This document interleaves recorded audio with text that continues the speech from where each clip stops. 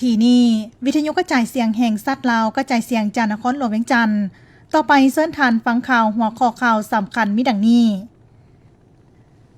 คำมวลเผยแพร่เสื่อมซึมมติกองประชุมใหญ่ผู้แทนทั่วประเทศครั้งที่12ของพรรคและมติกองประชุมใหญ่ผู้แทนองค์คณะพรรคแขวงสมัยที่11กระทรวงศึกษาธิการและกีฬาร่วมกับแผนกศึกษาธิการและกีฬาแขวงหลวงพระบางปฏิบัติการเกี่ยมความพร้อมในระยะพักแรง10อาทิตย์ให้บุคลากรทางการศึกษานักกีฬาบานเตเยาวชนลาวสำเร็จการเข้าร่วมแข่งขันบานเตเยาวชนระดับโลก US ไปไตรมาสทำอิฐปีนี้จีนซื้อขายคำเพิ่มขึ้นหลายกว่า4ส่วนห้อยอาเซียนสืบต่อตั้งศูนย์ประสานงานทางทะเลเพื่อเพิ่มทวีความมั่นคงต่อไปเชิญทานฟังรายละเอียด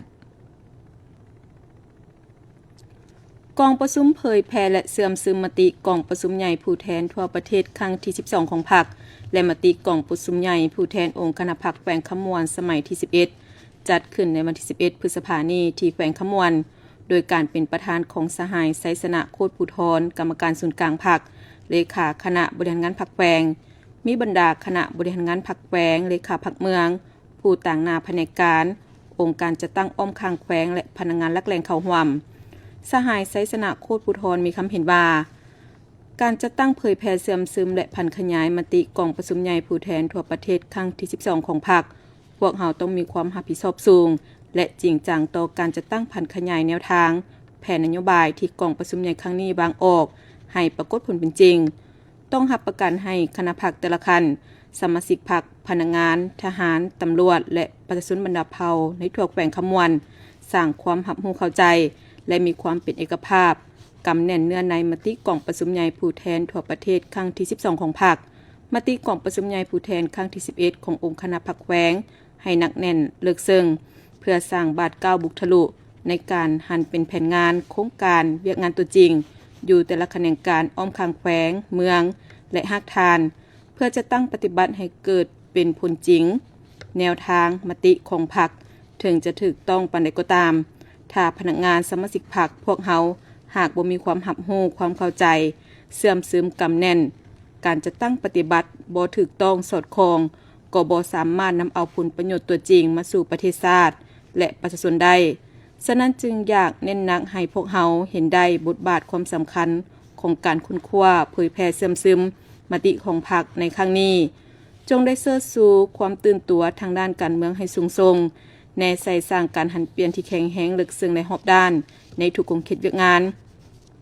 เป็นต้นการสร้างการหันเปลี่ยนทางด้านความรับรู้ทัศนะแนวคิดและการกระทำสร้างได้ความเชื่อมั่นของพนักงานและประชาชนต่อการนำพาของพรรคการบริหารคุ้มครองของรัฐสืบต่อนำพาชี้นำการปกปักรักษาและสร้างสาพัฒนาประเทศชาติให้มีความเจริญพัฒนาการค้นคว้าเผยแพร่เสื่อมซึมและพันขยายมติกองประชุมใหญ่ของพรรคและของแขวงครั้งนี้จะได้สุ่มใส่บรรยายสนทนาปรึกษาหารือหลายเอกสารเซ็นเนื่องในมติกองประชุมใหญ่ผู้แทนทั่วประเทศครั้งที่12ของพรรครายงานการเมืองโดยสังเขปโครงการการเมืองฉบับที่3ของพรรคแผนพัฒนาเศรษฐกิจสังคมแห่งชาติมติกองประชุมใหญ่ผู้แทนครั้งที่11ขององค์คณะพรรคแขวงรายงานการเมืองกองประชุมใหญ่ครั้งที่11ของแขวงแผนพัฒนาเศรษฐกิจสังคม5ปีครั้งที่10ของแขวงบรรดาเอกสารเหล่านี้ล้วนแต่เป็นเอกสารที่สำคัญของพรรคที่จะได้พร้อมกันค้นคว้าเผยแพร่เสื่อมซึมหับประกันให้มีความเข้าใจถูกต้องและเป็นเอกภาพนำไปจัดตั้งปฏิบัติให้ปรากฏผลเป็นจริงระหว่างวันที่10-11 พฤษภาคมนี้ทานเล็กไหลศรีวิไลรัฐมนตรีกระทรวงโยธาธิการและขนส่งพร้อมด้วยคณะได้ลงติดตามการพัฒนาพื้นฐานโครงรางอยู่แขวงไสยบุรีโดยเฉพาะโครงการก่อสร้างต้านตะฟังเจือนโดยการต้อนรับของทานเพ็งนิรันดร์คำพันเพ็งเลขาพรรคแขวงประธานคณะกรรมการป้องกันชาติป้องกันความสงบแขวงทานแพงซ้อยแพงเมืองหัวหน้าแผนกโยธาธิการและขนส่งแขวงพร้อมด้วยพนักงานวิชาการเข้าร่วมในโอกาส ลงเหตุเวียกครั้งนี้ฐานเหล็กไหลศรีวิไลได้ติดตามสภาพเส้นทางติดตามความคืบหน้าโครงการก่อสร้างตะฝั่งเจือนตามสายแม่น้ำคองเรียบตามสายแดนลาวไทยจนฮอดแขวงสัญบุรีโดยเฉพาะโครงการก่อสร้างต้านเจือนเรียบตามสายแดน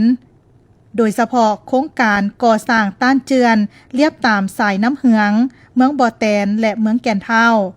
ทานแพงซอยแพงเมืองหัวหน้าแผนกโยธาธิการและขนส่งแขวงสัญบุรีรายงานให้ฮู้ว่าเวียกงานป้องกันต้านเจือนและน้ำท่วมได้สำเร็จการสำรวจออกแบบป้องกันตะฝั่งเจือนน้ำเหืองและน้ำคองทั้งหมด14จุดในนี้ได้เสนอเข้าแผนก่อสร้าง11โครงการมูลค่าก่อสร้าง1ตื้อกว่ากีบอยู่เมืองบ่อแตนมี3โครงการเมืองแก่นเท่า5โครงการเมืองปากหลาย3โครงการและพร้อมดำเนินการจัดซื้อจัดจ้างอยู่ปัจจุบันพร้อมจัดตั้งปฏิบัติโครงการก่อสร้างป้องกันเจือนจำนวน9โครงการคือเมืองปากหลาย2โครงการเมืองแก่นเท่า5โครงการและเมืองบ่อแตน2โครงการมูลค่าก่อสร้าง465ตื้อกีบทั้งหมดนี้สามารถป้องกันการสอดเจือนได้แล้ว9กิโลเมตรกว่าและพร้อมจัดตั้งป้องกันการกัดเสาะเจือน5กิโลเมตรกว่าสำหรับการลงติดตามของการนำกระทรวงโยธาธิการและขนส่งครั้งนี้ได้ติดตามสภาพขวาขามน้ำคลองเมืองปากลายติดตามเบิงการก่อสร้างต้านเจือนอยู่เทศบาลเมืองปากลายติดตามสภาพขวามิตรภาพอยู่ด่านน้ำเฮืองและบรรดาโครงการก่อสร้างต้านตะฝั่งเจือนอยู่เมืองแก่นเท่าติดตามโครงการต้านเจือนอยู่เมืองบ่อแตนทานเหล็กไหลศรีวิไลได้แนะนำให้แผนกโยธาธิการและขนส่งแขวงในนามเจ้าของโครงการเอาใจใส่ติดตามสุขยูบริษัทให้ก่อสร้างโครงการสำเร็จตามแผนการที่ได้กำหนดไว้ส่วนสภาพเส้นทางบางตอนที่เปเพได้เน้นหนักให้การนำแผนกโยธาธิการและขนส่งแขวงสัญบุรีเอาใจใส่สืบต่อกำหนดข่าวแผนจัดสรรแหล่งทุนเพื่อปรับปรุงซ่อมแปลงเพื่อให้สามารถเที่ยวได้สะดวกติดพันกับเวียกงานป้องกันชาติป้องกันความสงบและติดพันกับการพัฒนาเศรษฐกิจภายในเมืองสู่เมืองและบรรดาแขวงอ้อมข้าง5 ปีผ่านมาแขวงสารวันได้เอาใจใส่จะตั้งปฏิบัติเวียกงานแนวเราสั่งศาสตร์อย่างมีจุดสุ่มและมีเป้าหมายโดยเน้นใส่พันขยายการสร้างเศรษฐกิจเอกราชเป็นเจ้าตนเองพร้อมทั้งทิศน้ำของศูนย์กลางแนวเราสั่งศาสตร์ว่าด้วยการเพิ่มรายหับก็คือการปฏิบัติการสร้างเศรษฐกิจเอกราชเป็นเจ้าตนเองในโอกาสเข้าร่วมกองประชุมใหญ่ผู้แทนแนวเราสั่งศาสตร์ทั่วประเทศครั้งที่12ของในโอกาสเข้าร่วมกองประชุมใหญ่ผู้แทนแนวเราทั่วประเทศครั้งที่12จัดขึ้นเมื่อบ่ดนมานี้ที่นครหลวงจันทร์ทานท้องดีจันทวงศ์คณะประจำพรรคแขวงประธานแนวเราสั่งศาสตร์แขวงสารวันให้สัมภาษณ์ว่า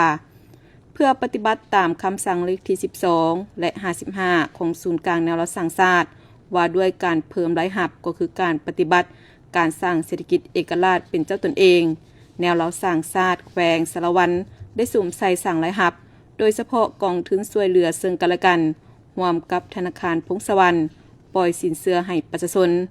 นอกนี้ยังได้เตาโฮมปลุกระดมนักธุรกิจและผู้ประกอบการเข้าไปลงทุนอื่นพวกเขานี่แหละเตาโฮมบรรดานักธุรกิจผู้ประกอบการดึงดูดเขาเจ้าซึ่งในนี่ก็มีกรรมการในเราสั่งศาสตร์พวกเขาก็ประกอบด้วยบรรดานักธุรกิจผู้ประกอบการควบเอาประมาณ10%ผู้ใดซึ่งมาร่วมในกองประชุมนี่ก็มีพวกเขาจะช่วยเหลืออันใดธุรกิจเขาเจ้าได้เฮ็ดเนาะเมื่อเขาเจ้าเฮ็ดและมีประสิทธิภาพประสิทธิผลมีกำไรเขาเจ้าก็ที่ช่วยเหลือเขาพร้อมเดียวกันนั่นนี่ทั้งแพงเพิ่นก็สิให้แนวเฮาเนี่ยโดยเฉพาะนี่มันการแจกยายหรือว่าสนองเนาะคันสิเว้าแล้วก็ขายผลิตภัณฑ์เครื่องกองงามของบริษัทอากัวอันนี้นี่ก็จำนวนหลายเพิ่นคันเมื่อขายได้ดีนะจำแนกง่ายดีก็มันก็มีเปอร์เซ็นต์เนี่ยหั่นอันนั้นก็จะได้เป็นเงินจำนวนหนึ่งเพื่อมาประกอบส่วนให้แก่การเคลื่อนไหวของแนวของเฮามาประกอบส่วนให้แก่เงินบริหารนั่นแหละเงินบริหารก็บ่หลายแข้งเพิ่นก็มีความจำเป็นอยากแบ่งให้หลายอยู่เทิงบ่หลายฉะนั้นเฮาต้องได้หาเองท่านท้องดีจันทวงศ์ให้ฮู้ตื่มว่าปัจจุบันแขวงสารวัน ได้เน้นหนักให้บรรดาแขนงการที่เกี่ยวข้องรวมทั้งแนวรัฐศาสตร์ชาติแขวงกำหนดหรือวางแผนละเอียดเกี่ยวกับการเพิ่มรายรับก็คือการสร้างเศรษฐกิจเอกราชเป็นเจ้าตนเองเพื่อนำเอาแผนงานไปจัดตั้งปฏิบัติให้เป็นรูปธรรมกว่าเก่าพร้อมเดียวกันนี้แนวรัฐศาสตร์ชาติแขวงยังจะสุ่มใส่4ข้อแข่งขันและ4ข้อเสริมสร้างของแนวรัฐศาสตร์ชาติโดยเน้นใส่เสริมสร้างความสามัคคีเสริมสร้างคุณงามความดีให้เกิดดอกออกผลหลายกว่าเก่าระหว่างวันที่7-50 พฤษภาคมนี้ที่ห้องประชุมวิทยาลัยครูหลวงพระบางกลุ่มการศึกษาก่อนวัยเรียนกระทรวงศึกษาธิการและกีฬาร่วมกับแผนกศึกษาธิการและกีฬาแขวงหลวงพระบางจัดกองประชุมแนะนำการจะตั้งปฏิบัติการเกี่ยมความพร้อมระยะพักแรง10 อาทิตย์ให้บุคลากรทางการศึกษาขั้นแขวงขั้นเมืองและคณะพัฒนาการศึกษาขั้นบ้านอยู่4เมืองเป้าหมายของแขวงกองประชุมครั้งนี้ได้แบ่งออกเป็น2 สุดคือครั้งที่1เริ่มแต่วันที่7-8 พฤษภาคมนี้และครั้งที่2เริ่มแต่วันที่9-10 พฤษภาคมนี้ภายใต้การเป็นประธานร่วมของท่านกิคำพิมพ์บุญยอห้องหัวหน้ากรมการศึกษาก่อนวัยเรียนกระทรวงศึกษาธิการและกีฬาท่านนางบัวลอยอิทธิพรห้องหัวหน้าแผนกศึกษาธิการและกีฬาแขวงและท่านสมไซอินทศรหัวหน้าโครงการปรับปรุงพื้นฐานการเรียนรู้ของเด็กมีผู้เข้าร่วมจากภาคส่วนต่างๆเช่นหัวหน้าห้องหัวหน้าแผนกหัวหน้าแขนงคณะของการศึกษาเมืองผู้อำนวยการโรงเรียนและคณะพัฒนาการศึกษาขั้นบ้านจากเมืองเวียงคำจอมเพชรเมืองงอยและเมืองน้ำบากจาก94บ้านเป้าหมายรวมทั้งหมด247คนจุดประสงค์หลักของกองประชุมครั้งนี้เพื่อแนะนำคู่มือการจัดตั้งปฏิบัติการเกี่ยมความพร้อมระยะพักแรง10 อาทิตย์เพื่อสร้างความรับรู้เข้าใจและความเป็นเอกภาพในการบริหารคุ้มครองการจัดตั้งปฏิบัติเวียกงานดังกล่าวให้มีประสิทธิภาพสูงในกองประชุมครั้งนี้ผู้เข้าร่วมได้รับฟังรายงานสภาพรวมของโครงการปรับปรุงพื้นฐานการเรียนรู้ของเด็กโดยเน้นใส่องค์ประกอบที่1การจัดตั้งห้องเรียนประถมกลุ่มเรียนผ่านการเรียนและกิจกรรม10 อาทิตย์การคุ้มครองแหล่งทุนนโยบายการปกป้องเด็กและสิ่งแวดล้อมสังคมขบวนการปฏิบัติวิธีการจัดตั้งบทบาทหน้าที่ความรับผิดชอบของแต่ละภาคส่วนการติดตามและการสรุปรายงานนอกจากรับฟังการบรรยายแล้วผู้เข้าร่วมกองประชุมได้ค้นคว้าและสนทนาแลกเปลี่ยนบทเรียนตัวจริงตามสภาพจุดพิเศษของแต่ละท้องถิ่นเพื่อสร้างหาวิธีที่เหมาะสมในการนำไปพันขยายให้เกิดผลประโยชน์สูงสุดแก่เด็กน้อยในเขตบ้านเป้าหมายของตนการจัดกองประชุมครั้งนี้ถือเป็นบาทก้าวที่สำคัญในการกะเกี่ยมความพร้อมด้านสติปัญญาและห่างกายให้แก่เด็กก่อนจะเข้าสู่โรงเรียนใหม่เพื่อรับประกันให้เด็กน้อยลาวบรรดาเผ่าในเขตห่างไกลซอกลีกได้รับโอกาสทางด้านการศึกษาที่มีคุณภาพและต่อเนื่องสร้างกลจักรหัวรถไฟเป็นเวียกงานหนึ่งที่มีความสำคัญในการขับเคลื่อนให้เดินทางไปฮอดจุดหมายปลายทางโดยความว่องไวและปลอดภัยในโอกาสเคลื่อนไหวกิจกรรมแบ่งปันเรื่องราวทางรถไฟลาวจีนภายใต้หัวข้อสร้างเส้นทางคำอำนวยความสะดวกให้ประชาชนลาวจีนเมื่อบรมนีนางพรพิมลม่อนจันดีสร้างกลซ่อมแปลงบำรุงหัวจักรรถไฟลาวจีนให้สัมภาษณ์ต่อสื่อมวลชนลาวและจีนว่าการเฮ็ดเวียกในตำแหน่งงานนี้ส่วนหลายจะเป็นเพศชายเพราะต้องใช้ความทนทานด้านทางกายแต่เพศหญิงก็บ่เป็นอุปสรรคสำหรับนางที่มักหักด้านเวียกงานกลจักรและมันฝึกฝนตนเองอยู่เสมอจนกลายเป็นสร้างกลซ่อมแปลงบำรุงหัวจักรรถไฟลาวจีนในปัจจุบันนางพรพิมลม่อนจันดีอายุ28 ปีบ้านเกิดอยู่เมืองไซแขวงอุดมไซซึ่งเป็นเมืองหนึ่งที่อยู่เรียบตามเส้นทางรถไฟลาวจีนในปี 2015 ได้ไปเรียนอยู่วิทยาลัยอาชีวศึกษานครกุ้ยหยางของจีนในเวลานั้นได้เห็นข่าวการเริ่มก่อสร้างทางรถไฟลาวจีนโดยบังเอิญเฮ็ดให้นางรู้สึกตื่นเต้นหลังจากนั้นภายหลังเรียนจบภาษาแล้วก็บ่ได้ลังเลใจที่จะเลือกเรียนสายการจัดการขนส่งทางรถไฟพอคิดว่ามื้อใดมื้อหนึ่งจะกลับคืนมาประเทศชาติในเดือนมิถุนายน 2019 ได้เรียนจบจากวิทยาลัยอาชีวศึกษานครกุ้ยหยางปี 2020 ได้สมัครเข้าเฮ็ดเวียกอยู่บริษัททางรถไฟลาวจีนจำกัด ในเดือนธันวาคม 2021และได้รับมอบหมายให้มาฝึกงานอยู่ศูนย์ปฏิบัติงานและบำรุงซ่อมแปลงหัวจักรรถไฟอยู่นครหลวงเวียงจันทน์ในเดือนกุมภาพันธ์ 2022ได้สอบเส็งผ่านการเปลี่ยนจากพนักงานทดลองมาเป็นพนักงานรถไฟและกลายเป็นสร้างกลจักรหัวรถไฟของรถไฟลาวจีนในปัจจุบันบ้านเกิดอยู่อุดมไซเดี๋ยวนี้เฮ็ดเวียกอยู่ทั้งรถไฟตำแหน่งเป็นกวดซ้อมหัวจักรรถไฟตั้งแต่น้องจบมัธยมม.7 แล้วน้องก็ไปศึกษาอยู่จีนพอดีสักประมาณปี 2015 บริษัททางรถไฟเขาเจ้าได้เปิดทำการก่อสร้างรถไฟน้องก็เลยเลือกเรียนสาขาหัวจักรรถไฟมาเลยพอจบมาก็มาฝึกงานอยู่ห้องการไกลเกลี่ยทางรถไฟอยู่อุดมไซแล้วบัดนั้นหั่นก็พอดีว่าบริษัทรถไฟเขาเจ้าเปิดรับพนักงานสุจริตก็ได้สมัครเข้ามาแล้วก็มาเรียนนำเขาเจ้าแล้วจึงได้ถูกแบ่งไปอยู่ในตำแหน่งซ่อมแปลงผู้เลยกวดซ้อมหัวจักรรถไฟหั่นปัจจุบันเฮ็ดมาก็ได้ประมาณ4 ปีแล้วเฮ็ดตำแหน่งนี้มาเดี๋ยวนี้เฮาก็เฮ็ดหลายอันตั้งแต่ขวดรถไฟเฮ็ดเกี่ยวกับอุปกรณ์สางแล้วก็เฮ็ดเกี่ยวกับเครื่องอุปกรณ์ซ่อมแปลงที่เป็นเครื่องจักรซ่อมแปลงนั่นเฮาก็ได้กวดซ้อมคือกันปัญหาก็คือว่าเฮาเป็นผู้หญิงเนาะมันแน่นอนอยู่แล้วเวียกซ่อมแปลงหั่นนะใครๆก็คิดว่ามันจะเป็นแบบผู้ชายจะเป็นหลักแต่แบบอันนี้เฮาเป็นผู้หญิงตัวน้อยเด้แล้วมาเฮ็ดใครถามเขาก็ตกใจว่าเอ้าเป็นหยังผู้หญิงคือว่ามาเฮ็ดตำแหน่งนี้แต่ว่าเดี๋ยวนี้หั่นหลายอย่างมันสบายขึ้นเพราะว่าน้องเฮ็ดเกี่ยวกับไฟฟ้าของรถน้องจะบ่ได้เฮ็ดเวียกที่ว่ายกเครื่องหนักอีหยังหลายมันจะใส่เป็นเทคนิคความละเอียดไม่หยังหลายกว่าจะผู้หญิงจะเฮ็ดได้ดีกว่าผู้ชายเรื่องนี้หน่อยนึงสายนี้หั่นน่ะมันสำคัญได้เพราะว่าเขาแปลงตรวจสอบหัวจักรรถไฟมันเพื่อหยังมันก็เพื่อให้รถไฟหั่นสามารถเดินทางด้วยความปลอดภัยหั่นนะแล้วก็เพื่อให้ลูกค้าเฮาที่นั่งหั่นนะวางใจได้ว่ารถไฟของเฮาหั่นปลอดภัยสามารถไปส่งได้ถึงจุดหมายอย่างปลอดภัย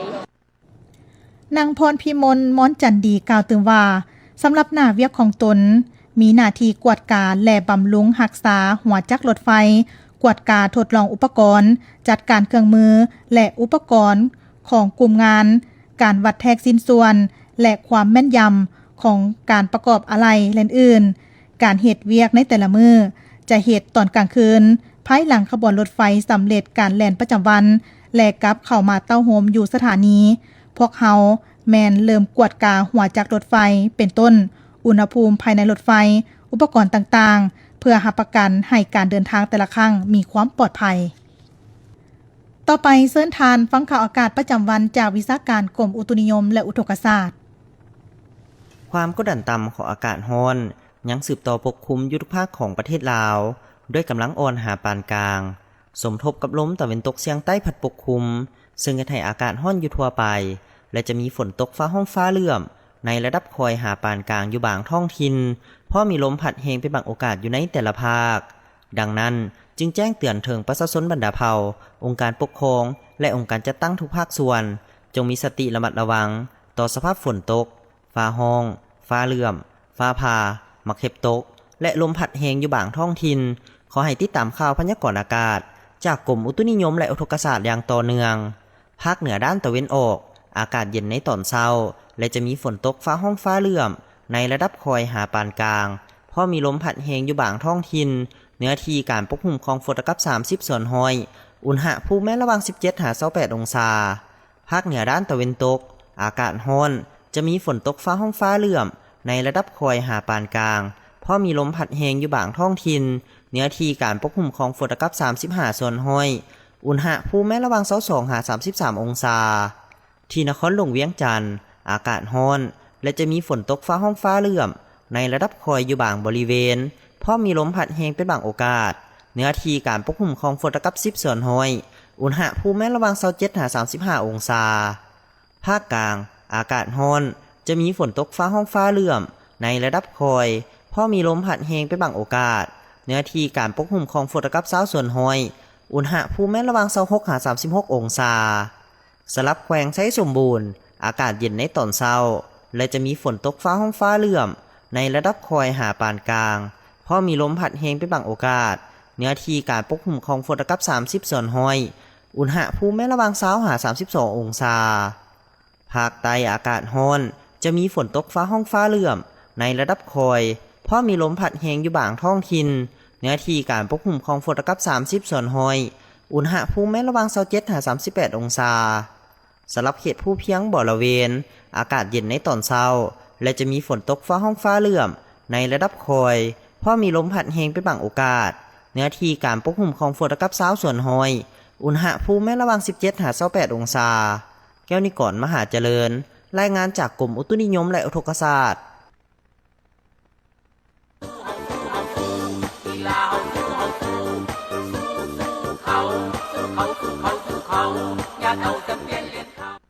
ต่อไปเชิญทานฟังข่าวกีฬานักกีฬาบานเตะเยาวชนรุ่นอายุบ่เกิน11 ปีจากสโมสรนาคาหรือ WIG นาคา U11 ได้สำเร็จการเข้าร่วมแข่งขันบานเตะเยาวชนระดับโลกที่ประเทศแอสไปร์และเดินทางกลับคืนลาวแล้วในวันที่10พฤษภาคมนี้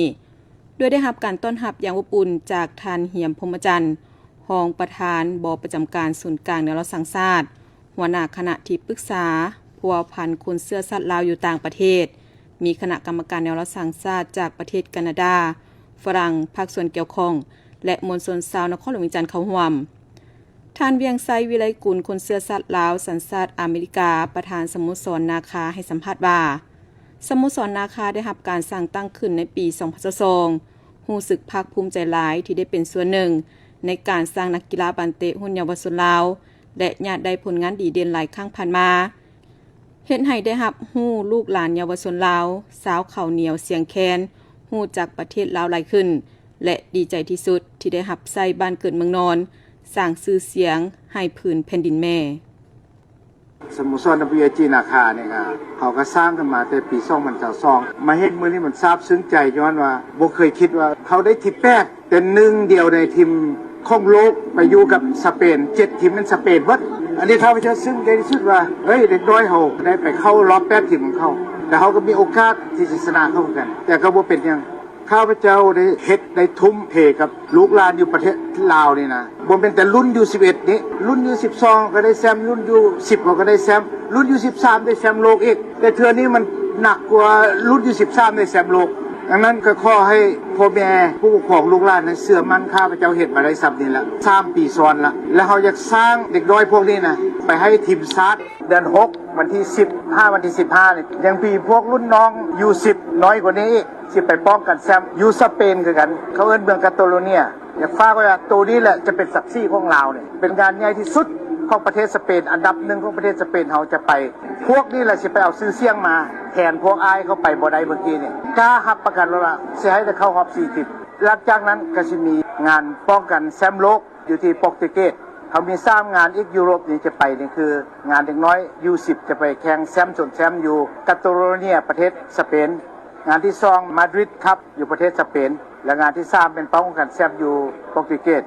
ข้าพเจ้าภูมิใจที่เกิดเป็นคนลาวแล้วได้กลับมาซอยบ้านเดแลนด์บ้านแม่บ้านเกิดเฮาตายก็บ่เสียใจแล้วเห็นได้ซ้ำนี่ละข้าพเจ้ากลับบ้านเกิดข้าพเจ้าอยู่อเมริกา45-46ปีแล้วตอนนี้ได้มาใช้ศาสตร์ใช้บุญคุณบ้านแม่ดังนั้นก็ขอขอบใจพรรครัฐการนำที่ติดตามสนับสนุนตลอดส่งกำลังใจให้นักกีฬาเฮาตลอดก็ขอขอบใจการนำหมดทุกท่านที่ว่ายังเห็นความสำคัญของลูกหลานเฮานี่ข้าพเจ้าก็สิเฮ็ดเต็มที่ท่านเหียมพรหมจันทร์รองประธานบประจำการศูนย์กลางแนวรักษาสังชาติหัวหน้าคณะที่ปรึกษาพัวพันคนเสื้อสัตว์ลาวอยู่ต่างประเทศยังยืนว่าท่านเวียงไซวิไลกุลเป็นตัวอย่างที่ดีให้คนลาวอยู่ต่างประเทศที่สร้างชื่อเสียงให้ประเทศชาติประกอบส่วนพัฒนาบ้านเกิดเมืองนอนตามความรู้ความสามารถของตนซึ่งพรรคและรัฐบาลยามใดก็ให้ความสำคัญสุขโยอำนวยความสะดวกให้คนลาวอยู่ต่างประเทศอวยนามมาพัฒนาประเทศลาวให้เจริญรุ่งเรืองนโยบายเสมอต้นเสมอปลายของพรรคของรัฐพวกเขาที่มีต่อพี่น้องเชื้อสายลาวอยู่ต่างประเทศและแม้นสุขยูอำนวยความสะดวกและก็ส่งเสริมให้พี่น้องเฮาอยู่ต่างประเทศนี้กลับคืนมาประกอบส่วนในการสร้างสาพัฒนาประเทศชาติของพวกเฮาให้รุ่งเรืองขึ้นไปเรื่อยๆดังนั้นนะท่านยังใส่วิไลกุลเพิ่นเล่นเป็นคนเชื้อสายลาวแต่ว่าเป็นสัญชาติอเมริกาเข้าใจ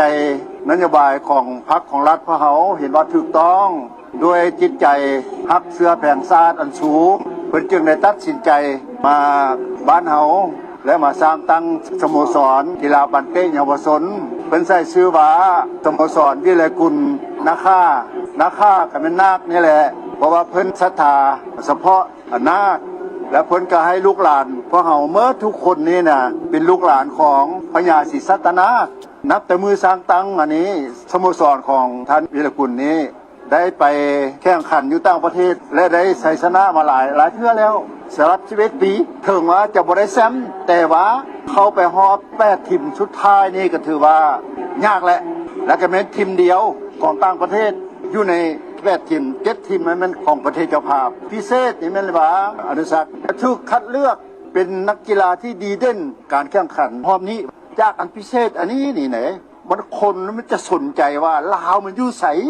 ซึ่งก่อนนั้นก็ฮู้กันอยู่เฮาบ่ฮู้หลายเนื่องจากว่าลูกหลานที่เฮาได้ไปสร้างชื่อเสียงนั้นเขาจะอยากฮู้ลาวเขาอยู่ไสเฮ็ดให้ลาวเฮานี้เป็นที่ฮู้กันในเวทีสากลโลกก็ถือว่าเป็นผลงานอันดีเด่น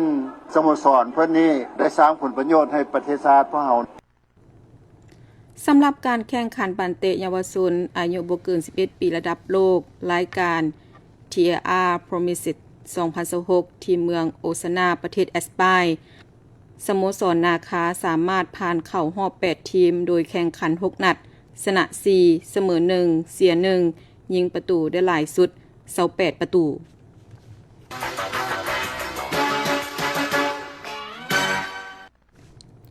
ขณะนี้ท่านกำลังให้เกียรติติดตามรับฟังข่าวจากวิทยุกระจายเสียงแห่งชาติลาวกระจายเสียงจากนครหลวงเวียงจันทน์ต่อไปเชิญทานฟังข่าวต่างประเทศสำนักข่าวซินหัวของทางการจีนรายงานว่าเมื่อบ่ดนมานี้สมาคมค้ำแห่งประเทศจีนรายงานว่าการซื้อขายค้ำของจีนเพิ่มขึ้นในไตรมาสทำอิฐของปีนี้โดยได้รับแรงสุกโยจากความต้องการค้ำแทงและเหรียญค้ำที่เพิ่มขึ้นการซื้อขายค้ำของจีนในไตรมาสทำอิฐของปีนี้มีจำนวนหลายกว่า303ต้นเพิ่มขึ้นหลายกว่า4ส่วนห้อยเมื่อเทียบสัปดาห์โดยการซื้อขายค้ำแทงและเหรียญค้ำรวมมีหลายกว่า202ต้นเพิ่มขึ้นหลายกว่า46ส่วนห้อยในขณะที่การซื้อขายเครื่องประดับค้ำมีหลายกว่า84ต้นลดลงหลายกว่า37ส่วนห้อยส่วนกองทุนรวมซื้อขายค้ำของจีนในไตรมาสทำอิฐของปีนี้เพิ่มขึ้นหลายกว่า50ต้นเมื่อเทียบใส่ปีต่อปีเฮ็ดให้การครอบครองค้ำของจีนรวมมีหลายกว่า298ต้นนับมาถึงท้ายเดือนมีนาปีนี้ตามข่าวจากต่างประเทศรายงานว่าอาเซียนได้เห็นดีเพิ่มทวีการร่วมมือด้านกิจการทางทะเลและความกะเกียมสร้างตั้งศูนย์ประสานงานการแล่นกำปั้นทางการฟิลิปปินส์แจ้งให้รู้ว่าวิธีการนี้สามารถช่วยลดผ่อนความเสี่ยงจากการปิดส่งแคบฮอร์มุสทานเฟอร์ดินานด์ มาโกส จูเนียร์ประธานาธิบดีฟิลิปปินส์ในฐานะเป็นเจ้าภาพจัดกองประชุมสุดยอดอาเซียนได้เปิดเผยให้รู้ว่ากลุ่มอาเซียนจะสร้างตั้งศูนย์ข้อมูลข่าวสารเกี่ยวกับการแล่นกำปั้นและนโยบายทางทะเลเพื่อใช้เป็นขอบเขตบริหารของ11ประเทศโดยฟิลิปปินส์เสนอให้สร้างตั้งศูนย์กลางอยู่ภายในประเทศตนศูนย์ประสานงานทางทะเลอาเซียนจะสวมใส่รักษาความปลอดภัยความเสรีในการแล่นกำปั้นและความเป็นระเบียบเรียบร้อยอยู่ทะเลจีนใต้พร้อมทางติดตามกวดกาปัญหาการประมงที่ผิดกฎหมายการลักลอบขนส่งสินค้าและการค้ามนุษย์ที่นี่วิทยุกระจายเสียงแห่งชาติลาวรายการข่าวภาคนี้หมดเพียงเท่านี้สมภวัน มวงไซและบัลลังก์ท้องเกียงคำสนนี้อ่านสบายดี